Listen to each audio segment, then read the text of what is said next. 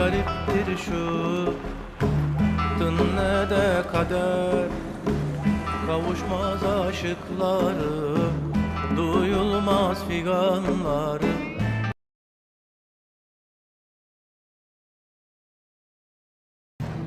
İnsandır fetheder, insandır keşfeder bilinmez çocukları, atsız vatanları.